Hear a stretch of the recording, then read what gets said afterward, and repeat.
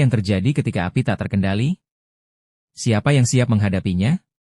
Seiring berjalannya waktu, pemadam kebakaran Indonesia telah berkembang dari cara-cara tradisional hingga teknologi canggih yang kita kenal sekarang. Tapi tahukah kamu, bagaimana semuanya bermula? Damkar atau pemadam kebakaran sudah ada sejak era penjajahan Belanda. Ketika menguasai Indonesia, Belanda mulai memikirkan untuk membentuk Brandweer atau pemadam kebakaran di Surabaya dan Batavia. Pada tahun 1795 ketika Belanda jatuh ke militer Prancis, Belanda mendirikan The Brandweer di Surabaya. Sedangkan The Brandweer di Batavia didirikan pasca Belanda kembali mendapat kedaulatan melalui Kongres di Vienna tahun 1815 setelah Prancis jatuh ke tangan militer Inggris. Pemadam kebakaran di Surabaya menjadi yang tertua di Indonesia yang mulai diorganisir pada 4 September 1810 oleh Hindia Belanda.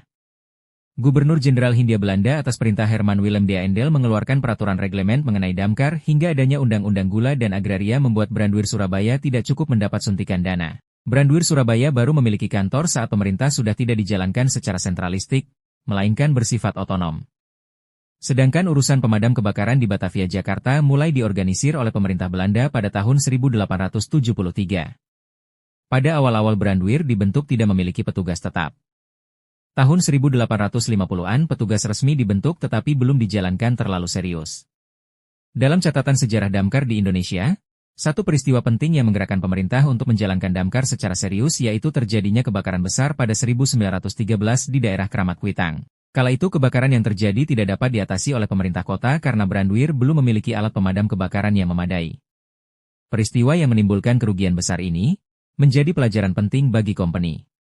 Barulah pada tahun 1919, wali kota pertama Batavia yakni G.J. Bisschop resmi mendirikan The Brandweer Batavia. Petugas resmi Brandweer Batavia didominasi oleh orang Belanda SDM profesional untuk menjalankan tugas-tugasnya. Pemerintah kota Hindia Belanda bahkan melengkapi Brandweer dengan peralatan modern. Tentu peralatannya masih jauh berbeda dengan perlengkapan damkar saat ini. Damkar tempo dulu menggunakan alat semprot air manual dan alat pelindung diri yang tidak tahan api. Meski demikian, Brandweer mendapat sambutan positif dari warga Batavia. Organisasi ini menjadi pelindung masyarakat dari bencana kebakaran. Pada peringatan 10 tahun Brandweer tahun 1929, sekelompok tokoh Betawi memberikan tanda penghargaan dalam bentuk prasasti sebagai bentuk ucapan rasa terima kasih atas bakti para petugas damkar. Berikut bunyi prasasti tersebut, di dalam masa yang sudah-sudah bahagia api jarang tercegah habis terbakar langgar dan rumah. Tidak memilih tinggi dan rendah 10 tahun sampai sekarang semenjak Brandweer datang menentang bahagia api Medang terlarang menjadikan kita berhati girang. Tanda girang dan terima kasih kami semua orang Betawi menghunjukkan pada hari jang ini tanda peringatan bukan seperti Betawi 1 Maret 1929. Pada 31 Juli 1922, pemerintah melalui wali kota Batavia kala itu mulai mengorganisir Brandweer dengan ketentuan yang dikenal dengan Batavia's Brandweer Reglement. Pada tanggal 20 April 1943, saat Jepang sudah menguasai Belanda, damkar direorganisir melalui ketentuan yang disebut sebagai Osamu Seirei no 2 tentang Shobo Otai. Perkembangan damkar pada masa 1957 hingga 1969. Pada tahun 1950-an, Indonesia mulai mengalami transformasi besar dalam berbagai sektor, termasuk pemadam kebakaran. Ketika Jakarta mulai berkembang pesat, kebutuhan akan layanan pemadam yang profesional dan terorganisir semakin mendesak. Pemerintah kemudian membentuk organisasi pemadam kebakaran yang lebih modern dengan menggunakan kendaraan bermotor dan peralatan canggih pada waktu itu. Setelah Indonesia merdeka, organisasi damkar diresmikan sebagai Barisan Pemdam Kebakaran.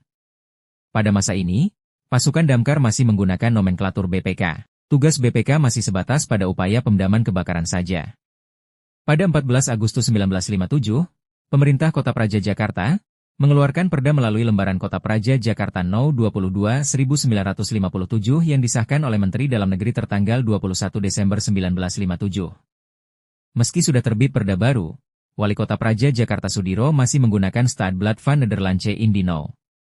602 tanggal 4 Oktober 1917. Perkembangan damkar pada masa 1969 hingga 1974.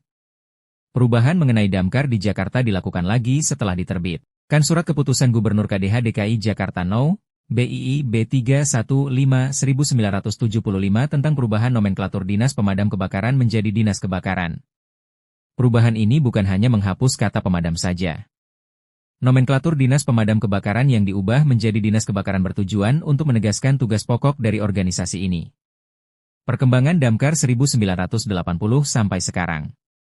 Tugas Damkar bukan hanya untuk pemadaman saja, melainkan tugas pokok lainnya yaitu pencegahan kebakaran dan penyelamatan korban jiwa. Seiring dengan pertumbuhan pesat kota-kota besar di Indonesia, kebakaran yang lebih besar dan lebih sering juga terjadi. Namun, bukan tanpa tantangan. Pemadam kebakaran Indonesia harus beradaptasi dengan peralatan dan teknologi baru untuk menghadapi risiko yang lebih kompleks.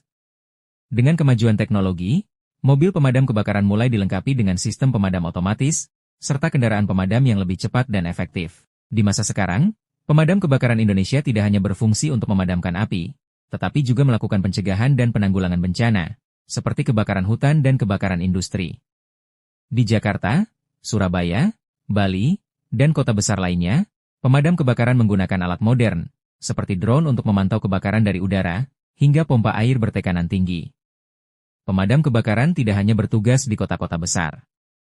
Mereka juga berperan penting dalam mengatasi kebakaran hutan yang melanda sejumlah besar daerah di Indonesia, terutama di musim kemarau. Tidak hanya pemadam kebakaran, masyarakat Indonesia juga semakin diberdayakan untuk mengenal dan memahami cara-cara pencegahan dan penanggulangan kebakaran. Berbagai program edukasi tentang kebakaran terus digalakkan, mulai dari sekolah-sekolah hingga perusahaan-perusahaan besar. Dengan meningkatnya kesadaran dan kesiapsiagaan, masyarakat kini turut aktif dalam melawan ancaman kebakaran. Melihat ke depan, pemadam kebakaran Indonesia terus berkembang dengan bantuan teknologi baru. Teknologi robot, drone, dan kecerdasan buatan lainnya yang lebih canggih diharapkan dapat meningkatkan efisiensi dan keselamatan dalam memadamkan api, serta meminimalkan kerugian yang ditimbulkan. Tetapi, satu hal yang pasti, dedikasi petugas pemadam kebakaran yang berani tetap menjadi tulang punggung dalam setiap upaya penyelamatan.